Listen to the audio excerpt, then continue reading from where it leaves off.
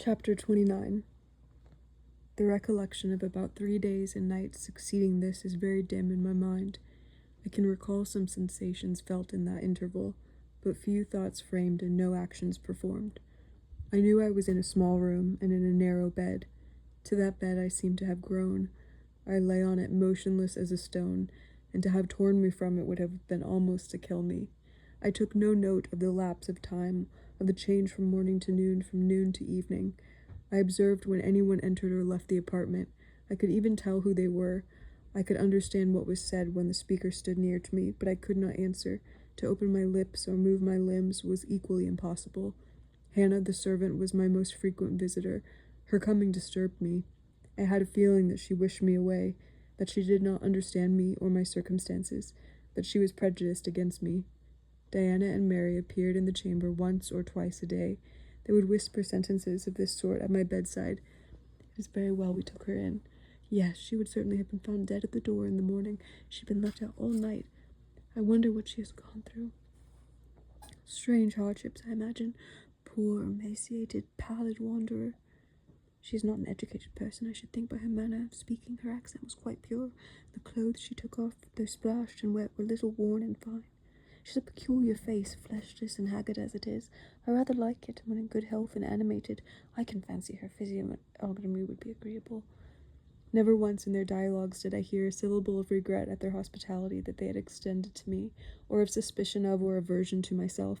I was comforted. Mr. St. John came but once. He looked at me and said my state of lethargy was the result of reaction from excessive and protracted fatigue. He pronounced it needless to send for a doctor. Nature, he was sure, would manage best, left to herself. He said every nerve had been overstrained in some way, and the whole system must sleep torpid a while. There was no disease.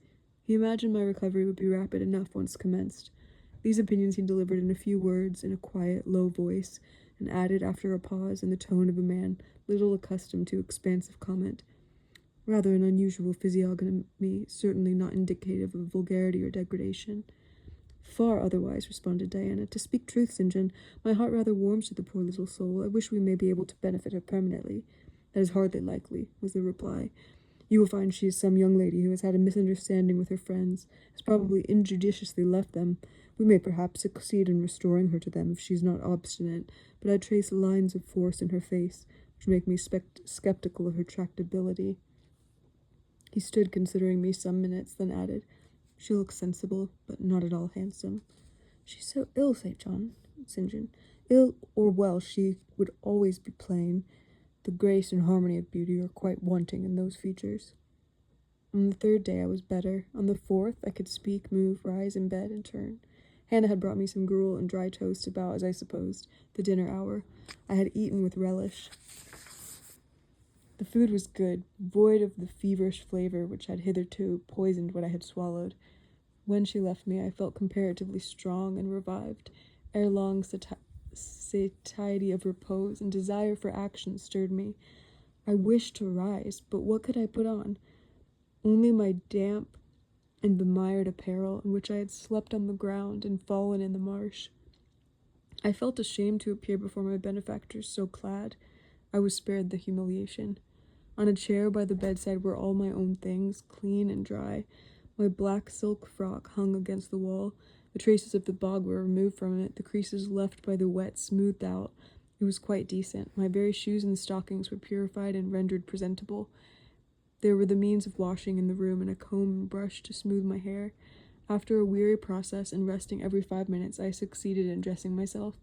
My clothes hung loose on me, for I was much wasted, but I covered deficiencies with a shawl, and once more, clean and respectable looking, no speck of the dirt, no trace of the disorder I so hated, and which seemed so to degrade me, left. I crept down a stone staircase with the aid of the banisters. It was full of the fragrance of new bread and the warmth of a generous fire. Hannah was baking. Prejudices, it is well known, are most difficult to eradicate from the heart, whose soil has never been loosened or fertilized by education. They grow there, firm as weeds among stones. Hannah had been cold and stiff, indeed, at the first. Latterly she had begun to relent a little, and when she saw me come in tidy and well-dressed, she even smiled. "What, have you got up?" she said. "You better, then. You may sit down in my chair in the hearthstone if you will." She pointed to the rocking chair. I took it. She bustled about, examining me every now and then with the corner of her eye. Turning to me as she took some loaves from the oven, she asked bluntly, "Did you ever go begging afore you came here?" I was indignant for a moment, but remembering that anger was out of the question and that I indeed appeared as a beggar to her, I answered quietly, but still not without a certain marked firmness. "You are mistaken in supposing me a beggar. I am no beggar, any more than you yourself or your young ladies." After a pause, she said, "I dunno understand you. You're not like house nor brass, I guess." "The want of house or brass, by which I suppose you mean money, does not make a beggar in your sense of the word." "You book learned?" she inquired presently. "Yes, very." "But you never been to a boarding school?" "I was at a boarding school 8 years." She opened her eyes wide. "Whatever cannot ye keep yourself for then?" "I have kept myself, and I trust shall keep myself again. What are you going to do with those gooseberries?" I inquired as she brought out a basket of the fruit. "Make 'em into pies." "Give them to me, and I'll pick them." "Nay, I dunno what you do not." "But I must do something. Let me have them." She consented, and she even brought me a clean towel to spread over my dress, lest, as she said, I should mucky it. "You've not been used to servants' work, I see by your hands," she remarked. "Happen you've been a dressmaker?" "No, you are wrong. Now, never mind what I have been. Don't trouble your head further about me, but tell me the name of the house where we are." "Some calls it Marsh End, some calls it Moor House." "And the gentleman who lives here is called Mr. St. John?" "Nah, he don't live here. He's only staying a while. When he is at home, he is in his own parish at Morton." "That village a few miles off?" "Aye." "And what is he?" "He's a parson." I remembered the answer of the old housekeeper at the parsonage, when I had asked to see the clergyman. This then was his father's residence? "Aye, old Mr. Rivers lived here, and his father and grandfather and great-grandfather afore him." "The name, then, of that gentleman is Mr. St. John Rivers?" "Aye, St. John is like his Christian name." "And his sisters are called Diana and Mary Rivers?" "Yep." "Their father is dead?" "Dead 3 weeks ago, stroke." "They have no mother?" "The mistress been dead this many a year." "Have you lived with this family long?" "I've lived here 30 year. I nursed them all 3. "That proves you must have an honest and faithful servant. I will say so much for you, that you have the incivility to call me a beggar." She again regarded me with a surprised state. "I believe," she said, "I was quite mistaken in my thoughts of you. But there is so many cheats that goes about you must forgive me." "And though," I continued rather severely, "you wish to turn me from the door on a night when you should not have shut out a dog." "Well, it was hard. What can a body do? I thought more of the children, not myself, poor things. They like nobody to take care of them. But me, I like to look sharpish." I maintained a grave silence for some minutes. "You mun think too hardly of me," she again remarked. "But I do think hardly of you," I said, "and I will tell you why. Not so much because you refused to give me shelter or regarded me as an impostor, because you now make it a species of reproach that I had no brass and no house. Some of the best people that ever lived here have been as destitute as I am, and if you are a Christian, you ought not to consider poverty a crime." "No more I ought," said she. "Mr. St. John tells me so, too, and I see I were wrong. But I clear have a different notion on you now to what I had. You look a right decent little cretur." "That will do. I forgive you now. Shake hands." She put her flowery and horny hand into mine. Another and heartier smile illumined her face. From that moment we were friends. Hannah was evidently fond of talking. While I picked the fruit and she made the paste for the pies, she proceeded to give me sundry details about her deceased master and mistress, and the childer, as she called the young people. Old Mr. Rivers, she said, was a plain man, but a gentleman of an ancient as family as could be found. Marsh End had belonged to the Rivers ever since it was a house, and it was, she affirmed, about 200 years old, for it all looked small, humble place, not to be compared with Mr. Oliver's grand hall down in Morton Vale, but she could remember Bill Oliver's father, a journeyman needlemaker, and the Rivers were gentry, in those days Henrys, as anybody might see by looking into the registers in Morton Church vestry. Still, she allowed, the old mester was like other folk, not much out of the common way, stark mad a shooting and farming and such like. The mistress was different.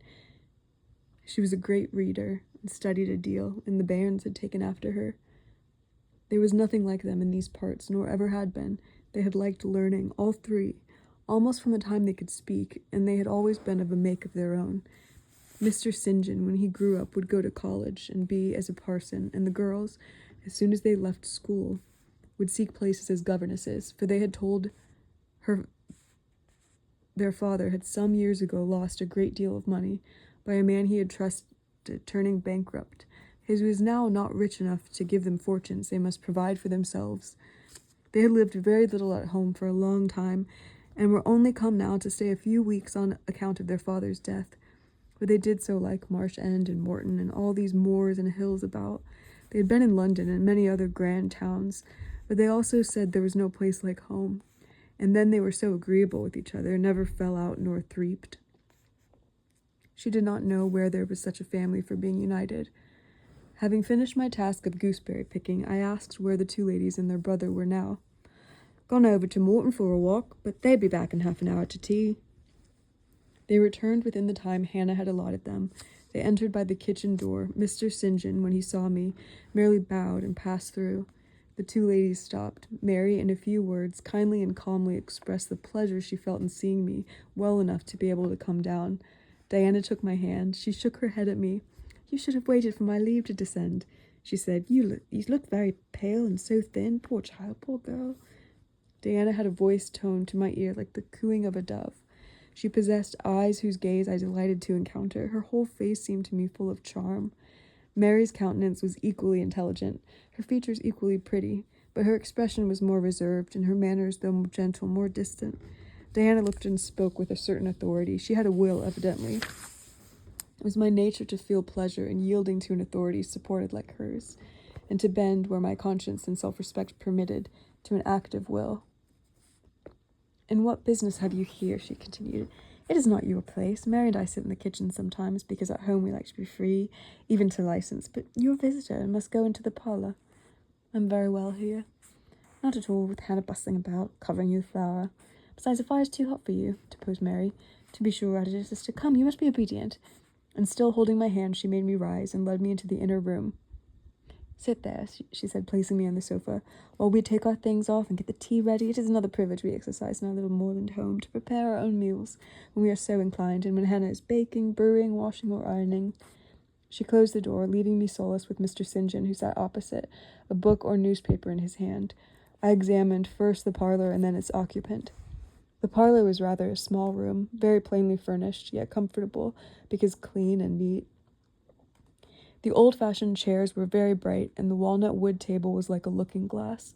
A few strange antique portraits of the men and women of other days decorated the stained walls. A cupboard with glass doors contained some books and an ancient set of china. There was no superfluous ornament in the room, not one modern piece of furniture, save a brace of work-boxes and a lady's desk in rosewood which stood on a side table. Everything, including the carpet and curtains, looked at once well-worn and well-saved. Mr. St. John, sitting as still as one of the dusky pictures on the walls, keeping his eyes fixed on the page he perused and his lips mutely sealed, was easy enough to examine. Had he been a statue instead of a man, he could not have been easier. He was young, perhaps 28 to 30, tall, slender, his face riveted the eye. It was like a Greek face, very pure in outline, quite a straight, classic nose, quite an Athenian mouth and chin. It is seldom, indeed, an English face comes so near the antique models as did his. He might well be a little shocked at the irregularity of my lineaments, his own being so harmonious. His eyes were large and blue, with brown lashes. His high forehead, colourless as ivory, was partially streaked over by careless locks of fair hair. This is a gentle delineation, is it not, reader? Yet he whom it described scarcely impressed one with the idea of a gentle, a yielding, an impressible, or even a placid nature. Quiescent as he was, there was something about his nostril, his mouth, his brow, which to my perceptions indicated elements within either restless or hard or eager. He did not speak to me one word, nor even direct to me one glance, till his sisters returned. Diana, as she passed in and out in the course of preparing tea, brought me a little cake baked on the top of the oven. "Eat that now," she said. "You must be hungry. Hannah says you have had nothing but some gruel since breakfast." I did not refuse it, for my appetite was awakened and keen. Mr. Rivers now closed his book, approached the table, and as he took a seat, fixed his blue, pictorial-looking eyes full on me. There was an unceremonious directness, a searching, decided steadfastness in his gaze now, which told that intention and not diffidence had hitherto kept it averted from the stranger. "You are very hungry," he said. "I am, sir. It is my way, it is always was my way, by instinct, ever to meet the brief with brevity, the direct with plainness. It is well for you that a low fever has forced you to abstain for the last 3 days. There would have been danger in yielding to the cravings of your appetite at first. Now you may eat, though still not immoderately." "I trust I shall not eat long at your expense, sir," was my very clumsily contrived, unpolished answer. "No," he said coolly. "When you have indicated to us the residence of your friends, we can write to them, and you may be restored to home." That, I must plainly tell you, is out of my power to do, being absolutely without home and friends. The three looked at me, but not distrustfully. I felt there was no suspicion in their glances. There was more of a curiosity. I spoke particularly of the young ladies. St. John's eyes, though clear enough in a literal sense, in a figurative one were difficult to fathom. He seemed to use them as instruments to search other people's thoughts than as agents to reveal his own, the which combination of keenness and reserve was considerably more calculated to embarrass than to encourage. "Do you mean to say," he asked, "that you are completely isolated from every connection?" "I do. Not a tie links me to any living thing, nor a claim do I possess to admittance under any roof in England." "A most singular position at your age." Here I saw his glance directed to my hands, which were folded on the table before me. I wondered what he sought there. His words soon explained the quest. "You have never been married. You are a spinster." Diana laughed. "She can't be more than 17 or 18 years old, St. John." "I am near 19, but I am not married, no." I felt a burning glow mount to my face, for bitter and agitating recollections were awakened by the allusion to marriage. They all saw the embarrassment, the emotion. Diana and Mary relieved me by turning their eyes elsewhere than to my crimsoned visage, but the colder and sterner brother continued to gaze, till the trouble he had excited forced out tears as well as color. "Where did you last reside?" he now asked. "You are too inquisitive, St. John," murmured Mary in a low voice, but he leaned over the table and required an answer by a second firm and piercing look. "The name of the place where and of the person with whom I lived is my secret," I replied concisely. "Which, if you like, you have, in my opinion, a right to keep, both from St. John and every other questioner," remarked Diana. "Yet if I know nothing about you or your history, I cannot help you," he said. "You need help, do you not?" "I need it, and I seek it, so far, sir, that some true philanthropist will put me in the way of getting work, which I can do, and the remuneration for which will keep me, if but in the barest necessaries of life. I know not whether I am a true philanthropist, yet I am willing to aid you to the utmost of my power, in a purpose so honest. First, then, tell me what you have been accustomed to do, and what can you do?" I had now swallowed my tea. I was mightily refreshed by the beverage, as much so as a giant is with wine. It gave new tone to my unstrung nerves, and enabled me to address this penetrating young judge steadily. "Mr. Rivers," I said, turning to him and looking at him as he looked at me, openly and without diffidence, "you and your sisters have done me a great service, the greatest man can do his fellow being. You have rescued me by your noble hospitality from death. This benefit conferred gives you an unlimited claim on my gratitude, and a claim to a certain extent on my confidence. I will tell you as much of the history of the wanderer you have harboured as I can tell without compromising my own peace of mind, my own security, moral and physical, and that of others. I am an orphan, the daughter of a clergyman. My parents died before I could know them. I was brought up a dependent, educated in a charitable institution. I will even tell you the name of the establishment, where I passed 6 years as a pupil and 2 as a teacher. Lowood Orphan Asylum, Shire. You will have heard of it, Mr. Rivers. The Reverend Robert Brocklehurst is the treasurer." "I have heard of Mr. Brocklehurst, and I have seen the school."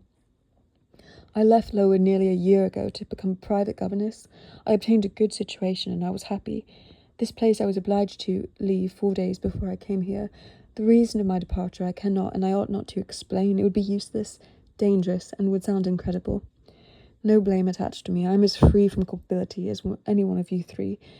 Miserable I am, and must be for a time, for the catastrophe which drove me from a house I had found paradise was of strange and direful nature. I observed but 2 points in planning my departure: speed, secrecy. To secure these, I had to leave behind everything I possessed. except a small parcel which, in my hurry and trouble of mind, I forgot to take out of the coach that brought me to Whitcross. To this neighbourhood then I came, quite destitute. I slept 2 nights in the open air, and wandered about 2 days without crossing the threshold. But twice in that space of time did I taste food, and it was when, brought by hunger, exhaustion, and despair, almost to the last gasp, that you, Mr. Rivers, forbade me to perish of want at your door, and you took me under the shelter of your roof. I know all your sisters have done for me since, for I have not been insensible during my seeming torpor, and I owe to their spontaneous, genuine, genial compassion as large a debt as to your evangelical charity. Don't make her talk any more now, St. John, said Diana, as I paused.